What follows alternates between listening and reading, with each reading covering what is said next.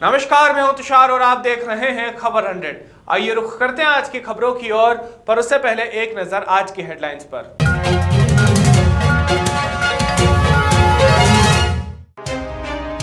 सुवासरा सामुदायिक स्वास्थ्य केंद्र में टीकाकरण शुरू, डॉक्टर शिवराज कौशल को लगा पहला टीका। गोरखनाथ मंदिर की बड़ी पहल, राम मंदिर में दिया 1 करोड़ रुपयों का दान। जून इंदौर क्षेत्र में महिला से मारपीट, 4 बदमाश पुलिस की गिरफ्त में। बोर्ड परीक्षा की तिथि होगी घोषित, सीबीएसई 2 फरवरी को करेगी तिथि घोषित।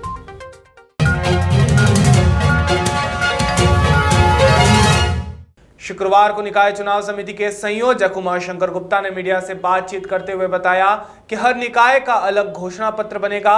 इसके साथ ही प्रदेश के लिए अलग अलग घोषणा पत्र बनेंगे। इस दौरान उमाशंकर गुप्ता ने दावा किया है कि बीजेपी निकाय चुनाव में एक तरफा जीत का परचम लहराएगी। चुनाव का आदिवासी वोट बैंक से क्या लेना देना, और ये दौरे कौन से नए हैं? जो प्रभारी आते हैं वो दौरे करते हैं और कांग्रेस के नेताओं के झगड़े में मंच पर उलझे रहते हैं। ग्राउंड से कांग्रेस बुरी तरह कट गई है, दुर्भाग्यपूर्ण है। वैसे प्रजातंत्र में विपक्ष भी मजबूत होना चाहिए, हमारी ऐसी मानना है, लेकिन कांग्रेस की जो दुर्गति हुई है, कोई लीडरशिप नहीं। आप कल्पना कर सकते हैं कि राष्ट्रीय स्तर की पार्टी का राष्ट्रीय अध्यक्ष चयन करने में 2-2 साल लग रहे हैं, कोई बन नहीं पा रहा है। मध्य प्रदेश की हालत भी देखें तो यहाँ अध्यक्ष, नेता, प्रतिपक्ष जो सब हैं एक है। ग्राउंड से कांग्रेस बुरी तरह कट गई है और इसलिए जनता ने नकार दिया है। अभी तो कांग्रेस को ऊपर से पुनर्गठन करने की जरूरत है। राष्ट्रीय अध्यक्ष कोई नहीं है अभी। आप कल्पना तो करिए, किसी राजनीतिक किसी भी संस्थान का हेड ही नहीं हो, अनिश्चितता का वातावरण हो, और नीचे क्या स्थिरता लाएगा। सर, क्या लग रहा है इस बार जो नगरीय निकाय चुनाव है, जो पूरी नई टीम है, तो परीक्षा तो है सर? नहीं, परीक्षा तो भारतीय जनता पार्टी हर काम में मानती है और हर काम के लिए हम सदैव तैयार रहते हैं और सक्रियता के साथ निरंतर काम करने वाली राजनीतिक पार्टी है। नगरीय निकाय चुनाव को भी इसी रूप में हम लेते हैं और नए टीम, पुरानों का अनुभव, इस सबको साथ में लेकर और नगरीय निकाय चुनाव में, क्योंकि जनता का आशीर्वाद भारतीय जनता पार्टी के साथ है, भरोसा शिवराज सिंह चौहान पर है, नरेंद्र मोदी पर है, और उसके कारण और 15 साल में आप भोपाल को ही देख लें तो नक्शा बदल दिया।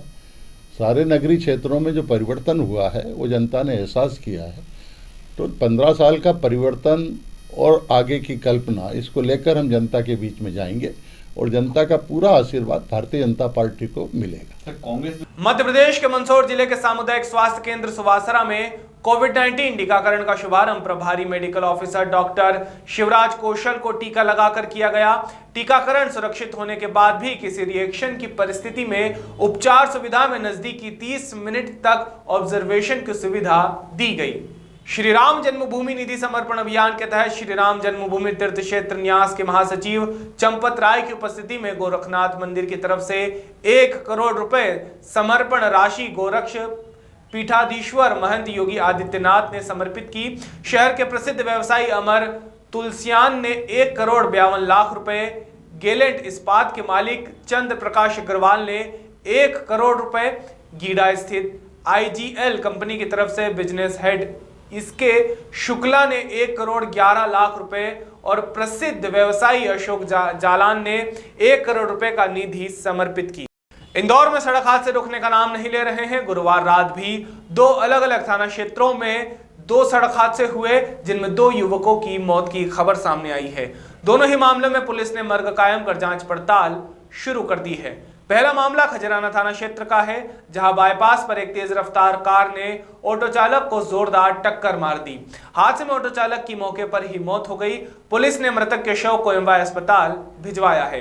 वहीं दूसरा हादसा मामला भंवरकुआ थाना क्षेत्र के पालदा इलाके का है, जहां बाइक सवार युवक को अज्ञात वाहन ने टक्कर मार दी। हादसे में कैलाश गंभीर रूप से घायल हो गया, जिसे उपचार के लिए एमवाय अस्पताल लाया गया, जहां उपचार के दौरान उसकी मौत हो गई। फिलहाल दोनों ही मामले में पुलिस ने प्रकरण दर्ज कर आगे की जांच शुरू की है। सर, क्या नाम है आपका? मेरा नाम हरी सिंह बर्फा। ये क्या सूचना मिली थी आपको? मेरे को अभी मेरी बहन ने फ़ोन लगाया और मेरे को बताया कि भैया अपने भाई का एक्सीडेंट हो गया है यहाँ पर मेमा रोड के ऊपर। अच्छा। तो मैं वहाँ से उनको ठीक है मैं आया। बोले कहाँ पर है वो, तो उन्होंने पूछा उनसे, तो बोले बताया कि वो एमवाय अस्पताल में है।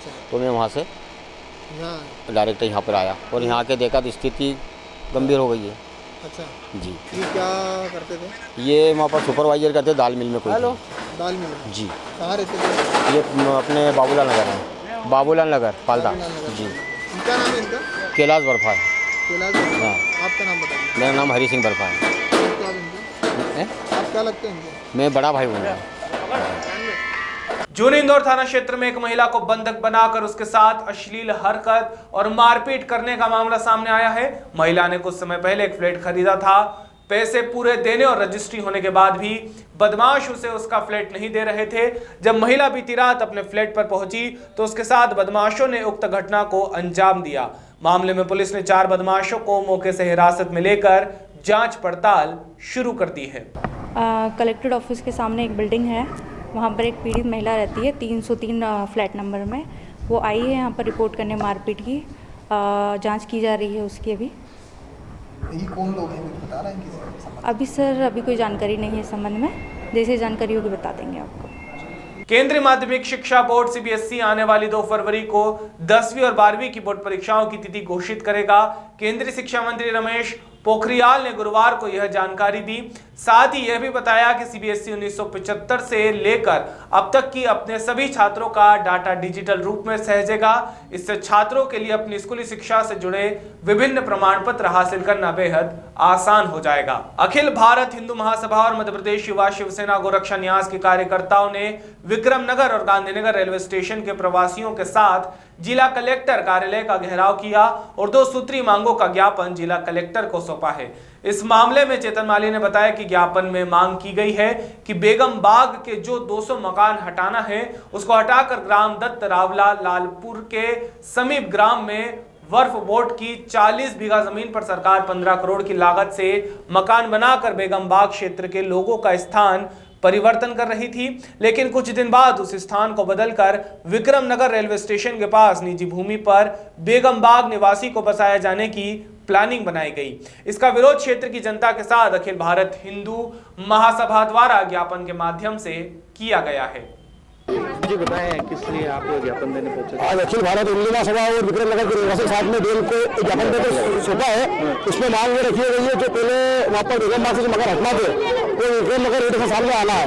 इसका विरोध क्षेत्रवासी के द्वारा हिंदू महासभा ने भी करा है क्योंकि उसके लिए भूमि बेतरा में ऑलरेडी हो चुकी है, लेकिन इसके बाद भी हाल आया तो उसका विरोध हमने करा है। कल 2 मकान में कल थोड़े दिन आके डीएम साहब से मेरी बल बात हुई है। डीएम साहब ने मना करके कहा कि अब आप किसी तरह के मकान भी नहीं टूटेंगे और किसी तरह का बेगम बाग का वहाँ पे रहने का मकान भी नहीं बनेगा। तो साहब से मेरी बात हुई है, साहब सबके सामने बोला कि मकान भी नहीं हटेंगे वहाँ से। क्या नाम है? मनीष सिंह चौहान। जमीन 1960 की हमारे दादाजी द्वारा खरीदी गई, उसकी रजिस्ट्री है, उसके बाद सारे कागज हमारे पास में है। उसके बावजूद हम 60 सालों से हमारा कब्जा है, 60 सालों से हम खेती कर रहे हैं वहाँ पे, वो वहाँ से निवासरत वहाँ पे अभी रह रहे हैं। और वहाँ पे इन्होंने क्या करा है कि 191 जो सर्वे नंबर है वो जमीन में हमारी 12 बीघा है और इनने शासन द्वारा परवाह काट के उसको आधा बीघा कर दिया और 192 करके और 11.5 बीघा को सरकारी घोषित कर दी। और उसमें जो भी मकान बने सभी को आवास योजना नगर निगम द्वारा सब सुविधा है और अभी भी खेती कर रहे हैं। और वहाँ पे बेगम बाग के जो मकान टूटने के वहाँ से हमारे यहाँ हिंदुओं के मकान तोड़ के और वहाँ ये बना रहे हैं मल्टी उनके लिए। अब हम सब कहाँ जाए? कहाँ का मामला है? कौन सी जगह? विक्रम गांधीनगर का मामला है ये। क्या आश्वासन दिया कलेक्टर साहब ने? आपको क्या बोला? आपको कलेक्टर साहब ने सरकारी बता रहे जमीन, जबकि निजी जमीन है। 60 की हमारे पास 60 साल। आपकी मांगें पूरी नहीं होगी तो क्या करेंगे? हम मर जाएंगे, हम अनशन करेंगे या मर जाएंगे इनके कलेक्टर के सामने। बता दो आपका नाम। मेरा नाम शुभम चौहान है और ये हमारे दादाजी की पूर्वजों की जमीन। कितने घर होंगे वहाँ? वहाँ करीबन 60-70 घर है, पूरी बस्ती है। क्या मामला है? क्या हमारी खुद की जमीन है, उसमें प्लाट है, हमारे सबके मकान बने हुए, गरीब लोग हैं, उनने क्या मालूम कैसे कैसे मकान बनाए आए और ना तो नोटिस दिए, उनने हाथों से जेसीबी लगा दी और मकान तोड़ने के और हमारा आए तो हमारे ऊपर भी लाठी चार्ज करने लगे। मैंने क्या, हमारी खुद की जमीन है, हमारी प्राइवेट जमीन है, हमारी फाइल देखो, हमने केस लगा रखा है, कोर्ट में केस लगा रखा है 6 महीने पहले से। वो फाइल नहीं देखी कि आप जाओ घर पे, आप जाओ आपके घर घर पे बैठो और ये मकान टूटेंगे। सरकारी को जमीन बता रहे हैं और बिना नोटिस दिए हमारे को मकान तोड़े है। आज 2 तोड़े, 1 दिन की गैप देके कल आने की फिर बोला है, तो वहाँ पे हमारी जान जाएगी या मर जाए या मर डाले। सब क्या हमें एकता है, सब हम एक है और हिंदू मुसलमान सब एक है, हम भाई भाई है। मैं लक्ष्मी चौहान। राजगढ़ जिला पुलिस कप्तान प्रदीप शर्मा के नेतृत्व में जिले में चलाए जा रहे अभियान के तहत अवैध शराब की तस्करी पर अंकुश लगाने के लिए कार्यवाही की जा रही है, जिसके चलते अवैध शराब के परिवहन और तस्करी में लिप्त अपराधियों पर शिकंजा कस जिले की पुलिस टीम ने अवैध शराब की खेप ले जाते आरोपियों को गिरफ्तार किया है। आरोपी के विरुद्ध थाना छापीहेड़ा में मामला दर्ज कर विवेचना में लिया गया है। कल रात को वाहन चेकिंग के दौरान मुखबिर द्वारा सूचना मिली थी कि जीरापुर के 8वें मील तरफ से एक पिकअप आ रही है जिसमें अवैध शराब भरी हुई है। सूचना की तस्दीक करने हेतु मैं फोर्स के वहां रवाना हुआ तो डगलिया जोड़ आश्रम के पास एक संदिग्ध पिकअप को रोका। जिस प्रकार मुखबिर से सूचना प्राप्त हुई थी तो उस पिकअप को रोककर चेक किया तो उसमें अवैध शराब होना पाया गया। उसमें 27 पेटी जो लगभग थी ग्लोबल स्प्रिट की और 33 पेटी रॉयल क्लासिक विस्की की पकड़ी गई हैं और इनको एक आरोपी को गिरफ्तार किया गया है और उसके विरुद्ध अपराध पंजीबद्ध किया गया है। इस प्रकार कुल 60 पेटी अवैध देसी मदिरा की पकड़ी गई। कुल 500 लीटर शराब जब्त की गई जिसकी कीमत 2,16,000 रुपये है और एक पिकअप जब्त की गई जो कि अपराध में प्रयुक्त की गई थी जिसकी कीमत लगभग 7 लाख रुपए है। इस प्रकार आरोपी के कब्जे से कुल 9,16,000 रुपये का मसरूका जब्त किया गया है और आगे आरोपी को न्यायालय में पेश किया जा रहा है। बेटमा में राजस्व विभाग की बड़ी कार्यवाही देखने को मिली है, जहां डायवर्जन टैक्स की वसूली की गई और एक डंपर रोलर वाहन को जब्त किया गया है। बता दें इस मामले में तहसीलदार बजरंग बहादुर की बड़ी कार्यवाही देखने को मिली है। कॉलोनाइजर तरनजीत सिंह पर लगभग 20 लाख रुपयों का टैक्स बकाया बताया जा रहा है। ऊपर जाके वसूली कुर्की के संबंध में कार्रवाई कर रहे हैं। किस प्रकार कार्रवाई होगी सर? जैसे हमने तो 3 जगह जो है प्लाट और कॉलोनी की ज़मीनों को कुर्क कर दिया है। इसके अलावा कुछ जो मौके पर चल संपत्तियां गाड़ी आदि मिले हैं उनको भी कुर्क किया हुआ है और ये कार्रवाई अभी सतत रूप से चल रही है। पूर्व मंत्री पीसी शर्मा ने अपने निवास पर शाहपुरा रेप कांड के आरोपियों को पकड़ने में अहम भूमिका निभाने वाले हसीन, शौकत अली, मनोज, सुधीर सहगल और चित्रकला के क्षेत्र में पद्मश्री पाने वाली कलाकार भूरी भाई को भी सम्मानित किया है। इस दौरान पत्रकारों से चर्चा करते हुए पीसी शर्मा ने भाजपा पर निशाना साधते हुए कहा कि किसान आंदोलन को दबाने के लिए झूठे प्रकरण दर्ज किए जा रहे हैं, लेकिन शशि थरूर या कांग्रेस जन इससे डरने वाले बिल्कुल नहीं है। और भोपाल फख्र करता है इन चारों साथियों पे कि भोपाल संविधान वाले दिवस, गणतंत्र दिवस के दिन कलंकित होने से बचाने का प्रयास इन नौजवानों ने करा और यही असल हिंदुस्तान है, यही भारत है, बस इसकी यही पहचान है, इतना ही मैं कहूँगा और इन नौजवानों को बधाई देता हूँ। और बाकी सरकार से ये दरख्वास्त करूँगा कि भविष्य में जिस तरह की बड़ी बड़ी बात शिवराज सिंह चौहान करते हैं महिलाओं के लिए, बच्चियों के लिए, तो मेहरबानी करके लगातार बलात्कार में मध्य प्रदेश देश के अंदर अग्रणी प्रदेश बनता जा रहा है।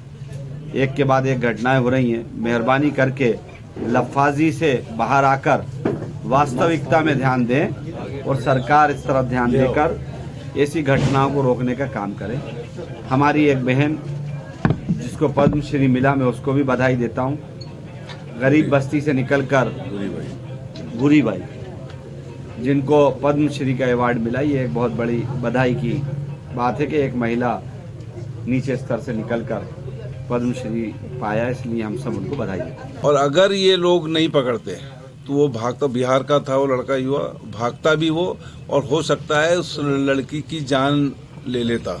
क्योंकि उसने उसके वीडियो भी बना के रखे थे, सब बात थी। तो इसलिए आज इन तीन युवाओं का, एक आ नहीं पाया है, बाहर है वो, तो इन 3 युवाओं का हम यहाँ सम्मान करने जा रहे हैं। और साथ ही हमारी वानगंगा की, हमारे क्षेत्र की विधानसभा में रहने वाली झुग्गी बस्ती में बूरी बाई, इनको पद्मश्री अवार्ड मिला है। इन्होंने चित्रकला, आदिवासी चित्रकला, पेंटिंग में महारत हासिल किया है और केंद्र सरकार ने इनको पद्मश्री दिया है, तो इनका सम्मान करेंगे। वानगंगा में हमारे क्षेत्र में रहती है। हमारे बीच में हमारे विधायक मतलब के अली मसूद साहब, हमारे कांग्रेस के अध्यक्ष जैसा मैंने बताया कैलाश मिश्रा जी, प्रतीक चौहान जी, गुड्डू चौहान जी, हमारी महिला कांग्रेस की अध्यक्ष संतोष करसाना जी, ये सब यहाँ पे, और हमारे साथी युवक कांग्रेस के यहाँ मौजूद है बघेल। हम लोग इनका सम्मान करने जा रहे हैं, इसलिए कि जो काम प्रशासन और पुलिस का था वो हमारे साथियों ने, कार्यकर्ताओं के, और इसकी खासियत यह है कि इसमें 2 युवा मुस्लिम हैं और 2 युवा